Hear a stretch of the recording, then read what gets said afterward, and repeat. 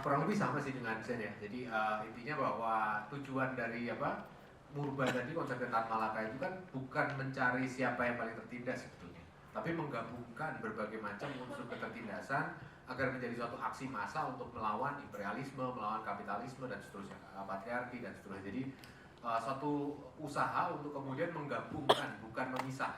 Jadi bukan miris, tapi justru menggabungkan berbagai macam unsur ketertindasan itu, dan dari unsur ketertindasan yang beraneka ragam itulah kemudian kita bisa merumuskan keadaan yang merupakan antitesis terhadap ketertindasan itu, yaitu masyarakat Indonesia yang merdeka 100% tadi. Jadi prosesnya lebih ke arah situ. Jadi karena percuma kita mencari siapa sih yang paling tertindas di antara kita, itu perdebatan yang gak ada ujungnya, karena memang parameternya kan pasti beda-beda ya.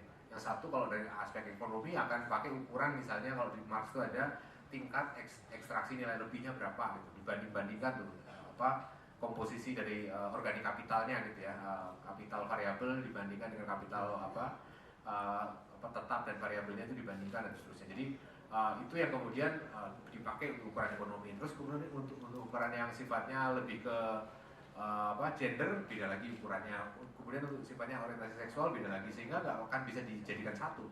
Memang nggak, tujuannya bukan untuk membuat ranking kan.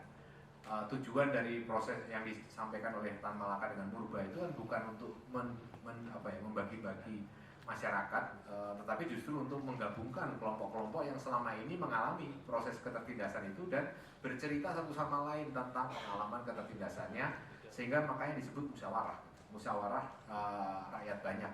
Jadi lewat proses politik itulah terjadi kemudian kesatuan pendapat, kesatuan sikap, bahwa kita harus memperjuangkan sejumlah program A, B, C, D dan seterusnya. Jadi apa yang dirumuskan itu adalah hasil dari proses yang disebut aksi massa itu. Jadi nggak bisa dipatok dari awal berdasarkan teori ekonomi maka ketertindasan itu harusnya ini, terus jawabannya apa, nggak bisa, tapi harus melalui proses yang disebut si musyawarah dan aksi massa itu, proses politik bersama itu sih. Oke, saya rasa terjawab ya dari Mozilla. Konflik horizontal yang di kampung itu apakah bisa jadi taksi dan lain sebagainya juga, kemudian Claudia juga bahwa sebenarnya nggak ada nih sintesis tuh enggak, tapi bagaimana kita kemudian punya kesadaran bersama karena waktu bersama yang diciptakan dan lain sebagainya yang membuat kemudian kita sadar bahwa ketika ada yang tertindas disitulah kita berada, kira-kira gitu ya. Kira-kira seperti itu. Dan kemudian Najib juga sebenarnya sudah terjawab, jadi lebih terjawab bagaimana mendefinisikan, artinya kita harus bisa melihat bahwa bukan mendengarkan ego setiap orang, kalau semua didengerin juga capek ya, tapi kemudian kita tahu bahwa ada berita terutama yang terbaru itu tadi bounty hunter ya, istilahnya saya sangat tidak suka gitu sebenarnya, tapi pada saat mendengar hal tersebut disitulah saya berada untuk melakukan sebuah pembelaan gitu. Misalnya ini kan yang sebenarnya ingin disampaikan dari diskusi hari ini. Nah, karena waktu juga gitu ya, jadi saya tadi udah dipesan sama panitia boleh ngomong ini, kalau misalnya masih ada pertanyaan pada saat lagi